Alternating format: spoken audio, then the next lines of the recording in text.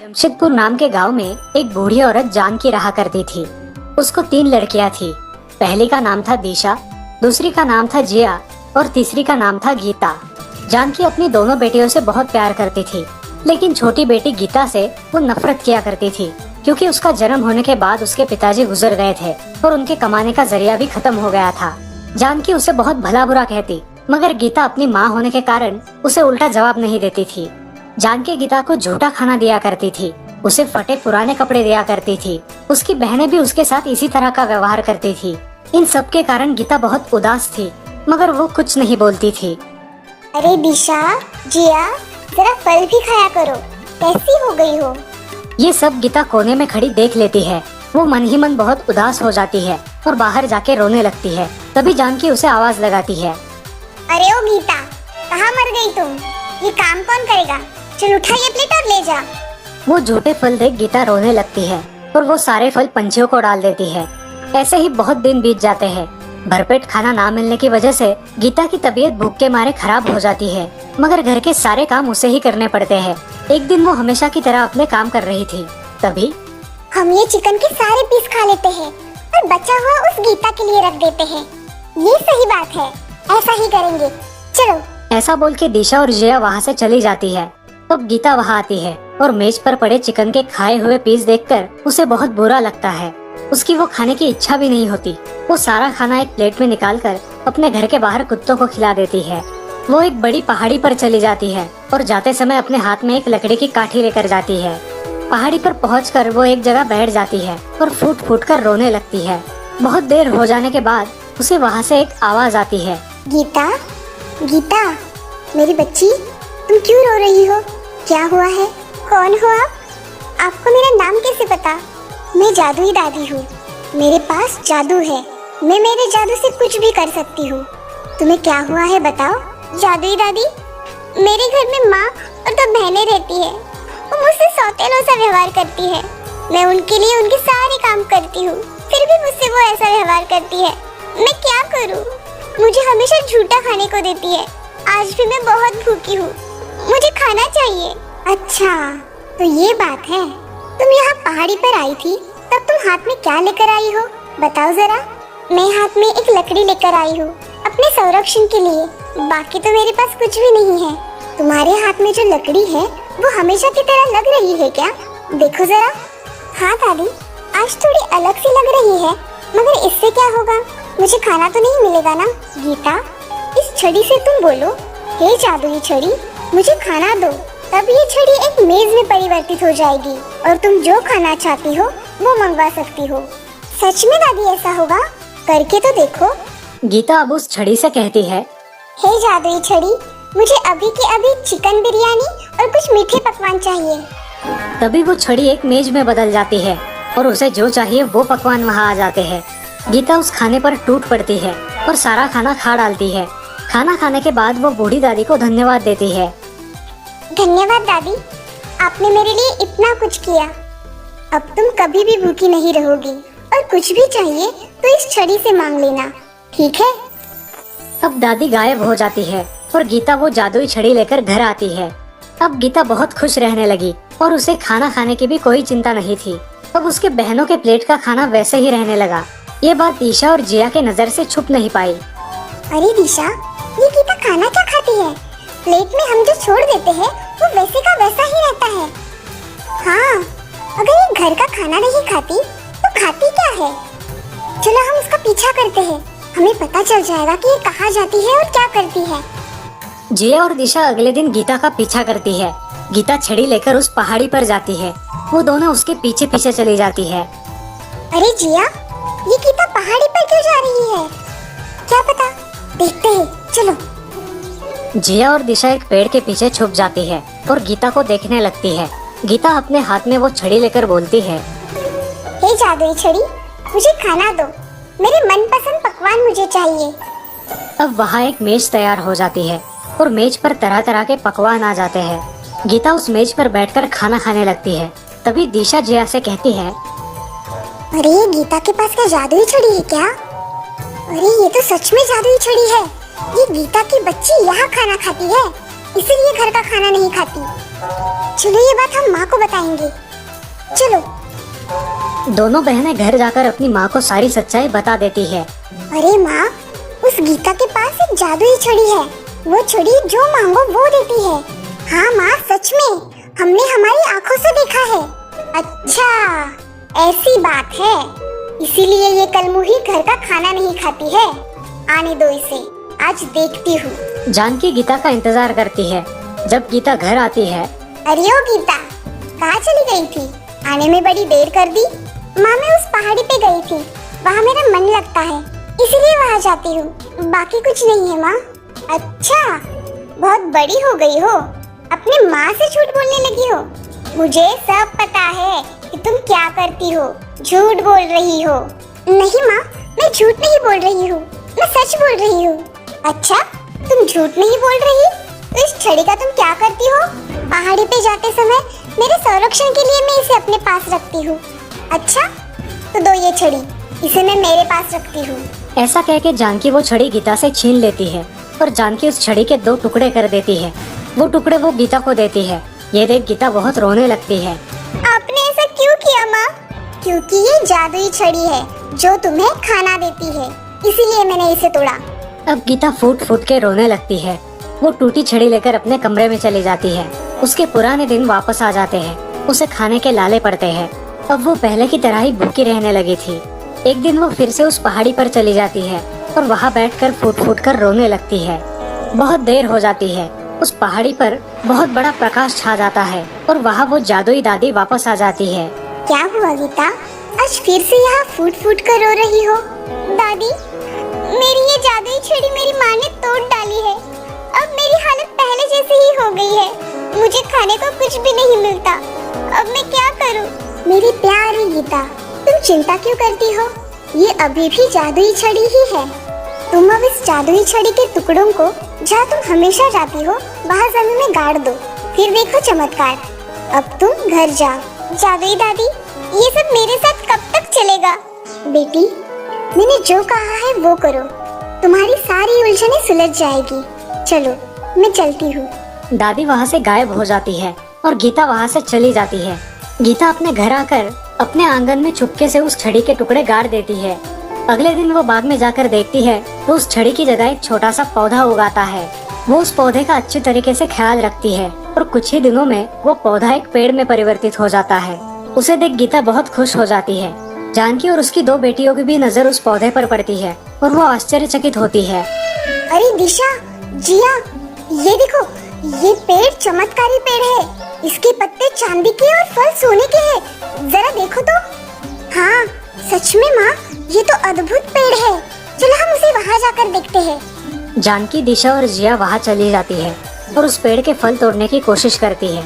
मगर वो जब भी उस पेड़ के पास चली जाती, उस पेड़ की टहनियाँ ऊपर हो जाती और उनके हाथ उस पेड़ का एक पत्ता भी नहीं आता था। तब वो तीनों माँ बेटी थक जाती है। तभी गीता वहाँ आती है। वो उस पेड़ के पास जाकर उसे प्रणाम करती है और उसके फल तोड़ने लगती है। तभी पेड़ की शाखाएं और भी नीचे आती है और गीता उसके कुछ सोने के फल तोड़ लेती है। वो अपनी माँ को देती है, फिर भी उसकी माँ खुश नहीं होती। तभी उन्हें दूर से घोड़ों की आवाज सुनाई देती है। माँ अपनी बेटियों से कहती है, दिशा और जिया, इस रास्ते से राजकुमार आ रहे हैं। तुम अच्छी तरह से तैयार हो जाओ। और गीता, तुम उस झाड़ियों में छुप जाओ। जल्दी करो। क्यों माँ? ज्यादा बातें मत करो, जितना कहा है उतना ही करो। जाओ, जल्दी उस झाड़ियों में जाके छुप जाओ। गीता झाड़ियों के पीछे छुप जाती है और दिशा और जिया तैयार होकर वहाँ खड़ी रहती है। वहाँ वो नौजवान राजकुमार आता है और उस पेड़ को देखकर रुक जाता है। ये सुनहरे फल लगा हुआ पेड़ और चांदी के पत्तों वाला पेड़ तो मैंने पहली बार देखा है। जी राजकुमार, ये पेड़ हमारा है। आपका यहाँ कैसे आना हुआ? मैं मेरी राजकुमारी की तलाश में हर प्रदेश ढूंढ रहा हूँ, मगर मुझे अब तक वो मिली नहीं। राजकुमार, आपको मेरी लड़कियाँ नहीं पसंद आई क्या? ये लड़कियाँ और मेरे लायक? मुझे तो खूबसूरत लड़की से शादी करनी है। वैसे आप मुझे इस पेड़ की एक टहनी तोड़कर देंगी क्या? जी नहीं राजकुमार, हम इस पेड़ को हाथ भी नहीं लगा सकते। ठीक है। ऐसा कहकर राजकुमार वहाँ से चला जाता है और जानकी अपनी बेटियों को भला बुरा कहने लगती है। तभी गीता वहाँ आती है और अपनी माँ से कहती है, माँ, वो कौन थे? तू तो चुप ही कर, मनहूस कहीं की। तुम्हारा मुंह देखा ना, इसीलिए ऐसा हुआ है। गीता की आंखों से आंसू बाहर निकल आते हैं। वो पेड़ के नीचे बैठकर रोने लगती है। सब लोग वहाँ से जाने के बाद उस पेड़ से आवाज आती है, मेरी प्यारी बच्ची, रो मत, चलो आंसू पोंछो। कौन कौन है? मैं, तुम्हारी जादुई दादी। मैं इस पेड़ में हूँ। अरे बेटी, ऐसे निराश नहीं होते। बताओ तुम्हें क्या चाहिए? गीता अब सारी घटना विस्तार से बताती है और कहती है, दादी, ये सब मेरे साथ ही क्यों होता है? आज मुझे पहली बार एक राजकुमार पसंद आया था और वो भी मेरे नसीब में नहीं है। अरे बेटी, मायूस मत हो। तुम ऐसा करो कि रात के समय तुम अकेले यहाँ इस पेड़ के पास आ जाओ। बाद में मैं जैसा बताऊंगी वैसा ही करो। गीता अपने आंसू पोंछकर अपने घर चली जाती है। गीता घर के सारे काम पूरे करके अपने कमरे में सोने जाती है और रात होने का इंतजार करती है। जब रात हो जाती है तब गीता उस पेड़ के पास चली जाती है। उस पेड़ में से अब दादी की आवाज आने लगती है, आओ बेटी गीता, अब तुम मेरे पेड़ की एक टहनी तोड़ो और इस पेड़ के सामने आके खड़ी हो जाओ। पेड़ को हाथ लगाते ही उसके कपड़े मलमल के बन जाते हैं और उसके पोशाक पर हीरे लग जाते हैं। गीता अब उस रूप में बहुत सुंदर लगती है। गीता, अब तुम इस पेड़ का एक पत्ता तोड़ो और देखो क्या होता है। पत्ता तोड़ते ही वो पत्ता बहुत बड़ा बन जाता है और दादी गीता से कहती है, गीता, अब तुम इस पत्ते पर बैठ जाओ। ये पत्ता तुम्हें तुम्हारे राजकुमार के पास ले जाएगा और तुम उसे ये टहनी दिखा दो। गीता बहुत ही सुंदर दिखने लगती है। तब गीता उस चांदी के पत्ते पर बैठकर राजमहल में राजकुमार के कक्ष के पास खड़ी हो जाती है और उसे आवाज लगाती है, राजकुमार, राजकुमार, तुम कहाँ हो? देखो, मैं आ गई। राजकुमार अपने कक्ष से बाहर आ जाता है और वो गीता को देखते ही रहता है। राजकुमार, मैं आपके लिए ये सुनहरे पेड़ की टहनी तोड़ लाई हूँ। क्या बात है, हे सुंदर लड़की, क्या तुम मुझसे शादी करोगी? अब गीता बहुत रोने लगती है और अपनी सारी कहानी राजकुमार को बताती है। चिंता मत करो मेरी प्रिय, तुम्हारी माँ और बहनों को मैं कल ही कारावास में डाल दूंगा। नहीं राजकुमार, आप क्रोधित मत होइए। वो मेरी माँ और बहनें हैं, इसीलिए आप उन्हें छोड़ दीजिए। वो मेरा अतीत था और मेरा आज आप हो मेरे राजकुमार। दोनों शादी कर लेते हैं और गीता राज्य की महारानी बन जाती है। गीता अपने राजकुमार के साथ खुशी खुशी रहने लगती है। दुर्गापुर नाम के गांव में श्याम नाम का एक आदमी उसकी पत्नी राधा और बेटे ओम के साथ रहता था। श्याम अपने गांव में खेती करता था।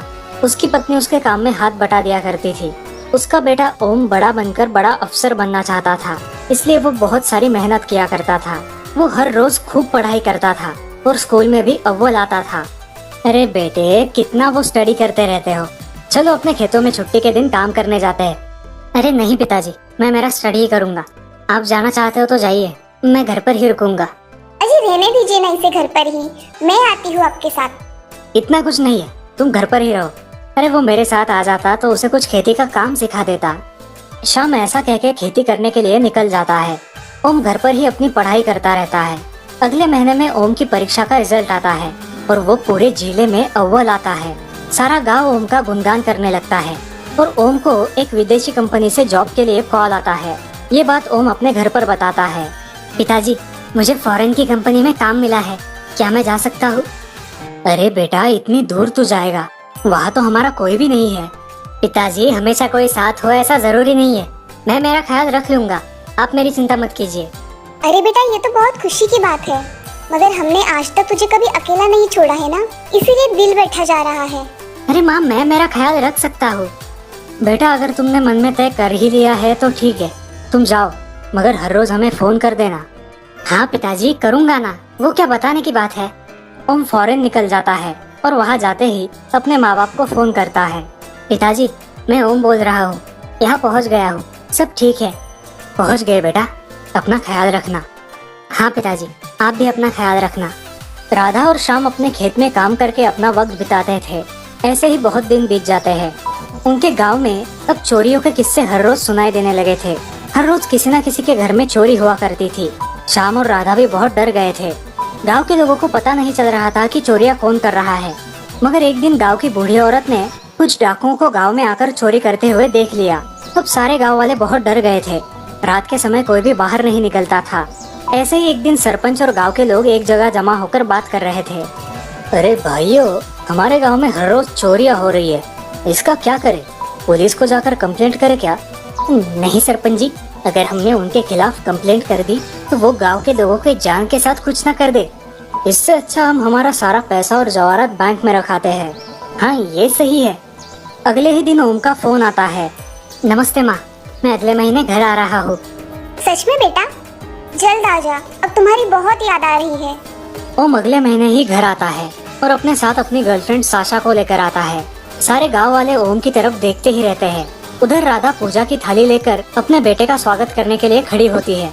वो अपने बेटे के साथ किसी और लड़की को देखकर शाम से कहती है, जी सुनते हो, ये हमारे ओम के साथ जो लड़की है वो कौन है? मुझे क्या पता वो कौन है, देखते हैं। ओम घर पर आता है और उसकी माँ उसकी आरती उतारती है। अरे बेटा, ये तुम्हारे साथ आई हुई लड़की कौन है? माँ, ये मेरी गर्लफ्रेंड साशा है। ये मेरे साथ मेरी कंपनी में काम करती है। हम एक दूसरे को बेहद पसंद करते हैं। अरे मगर? अरे माँ, तुम समझा करो, हमें जीवन साथ में बिताना है। तुम्हें क्या प्रॉब्लम है? जी सुनते हो, ये ओम क्या कह रहा है? बाद में बात करते हैं। राधा ओम की आरती उतारती है और वो सब घर में आते हैं। अब राधा उन दोनों से कुछ भी बात नहीं करती और जाकर घर के एक कोने में बैठ जाती है। शाम राधा के पास जाकर बोलता है, अरे राधा, आज का जमाना ही ऐसा है कि उनको माँ बाप की चॉइस पसंद नहीं आती। पूरा जीवन उनको साथ बिताना है। उन्होंने फैसला किया है तो ठीक है, तुम दिल पे मत लो। अरे मेरे घर में ये तिरंग बहू और इसे कुछ भी नहीं आता, अब मैं क्या करूँ? ठीक है, तुम ज्यादा मत सोचो, देखा जाएगा क्या करना है। राधा और शाम अपने कमरे में आराम करने जाते हैं और इधर ओम और साशा भी रूम में आराम करते हैं। राधा सुबह उठकर अपने सारे काम कर लेती है। वो किचन में कुछ खाना पका रही थी। तभी साशा नहाकर उसके पास आती है और उसे कहती है, मम्मी, क्या मैं आपकी कुछ मदद कर दूं? नहीं बहू, तुम तुम्हारा काम करो, मैं कर लूंगी। तुम नई नई आई हो तो कुछ आराम कर लो, बाद में करना। साशा सोच में डूब जाती है। मुझे लगता है कि माँ मुझसे खुश नहीं है, मुझे कुछ करना चाहिए। देखते देखते रात हो जाती है। अब साशा सोने जा रही थी, तभी उसे किसी की आवाज सुनाई दी। वो चुपके से रूम के बाहर निकली और उसने देखा कि उनके घर में कुछ चोर है। वो चोर उनके घर में गहनों की चोरी कर रहे थे। कौन हो तुम? इतनी रात को हमारे घर पे क्या कर रहे हो? ये सुन के वो सारे चोर वहाँ से भागने लगते हैं। तभी साशा उनके सामने जाकर खड़ी हो जाती है। कौन हो तुम? हमारे घर में क्या कर रहे हो? साशा को देखकर चोर भागने लगते हैं, लेकिन साशा उन्हें पकड़ लेती है।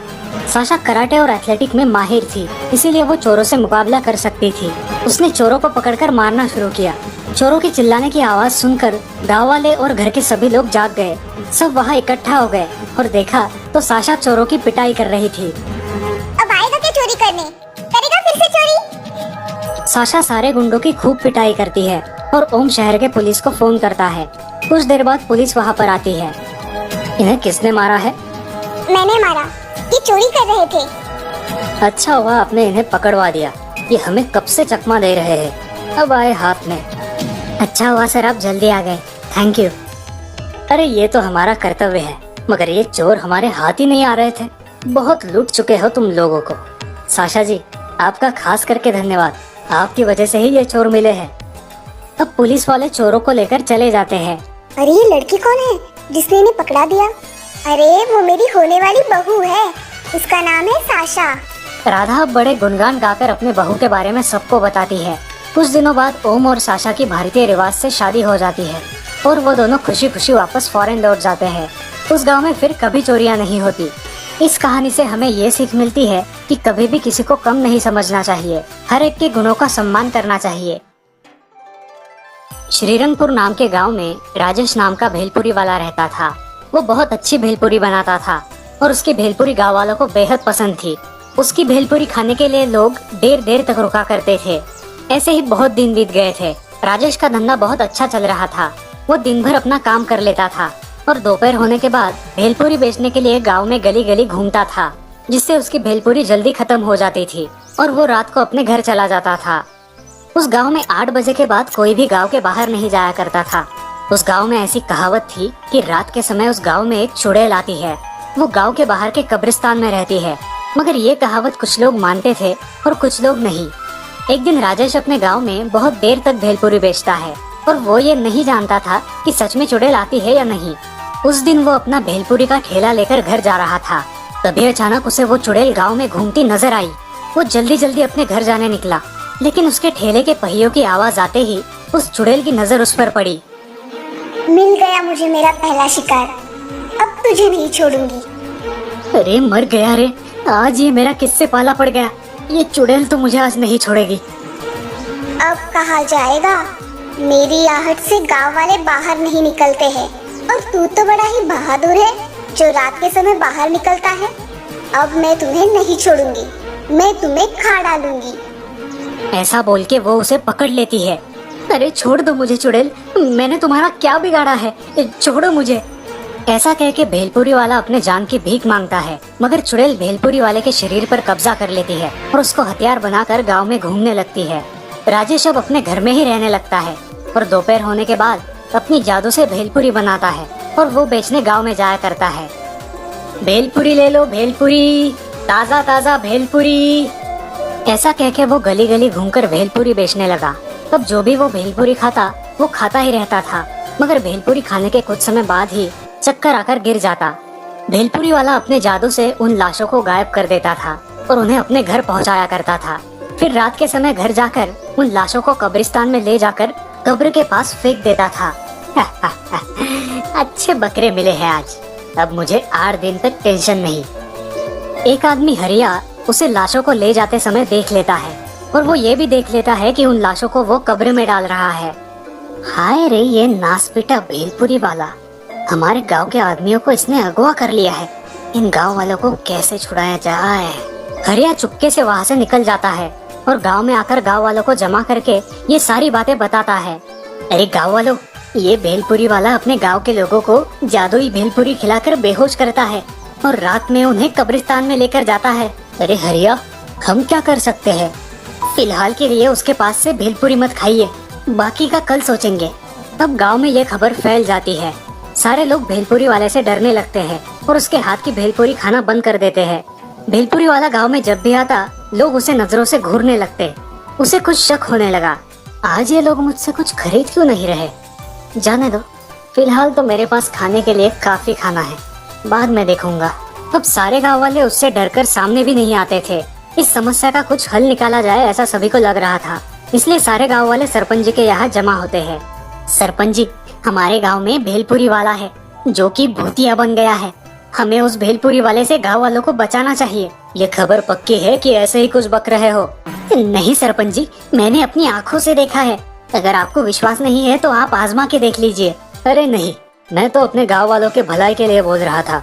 मेरे हिसाब से अपने गाँव में एक आईना लगाते हैं, आईना तो सच ही बताता है। सारे गाँव वाले एक बड़ा आईना एक पेड़ के सामने लगा देते हैं और अपना अपना काम करने लगते हैं। अगले दिन वो भूतिया भेलपुरी वाला गांव में आता है। आओ आओ, भेलपुरी खाओ, अच्छी टेस्टी भेल खाओ।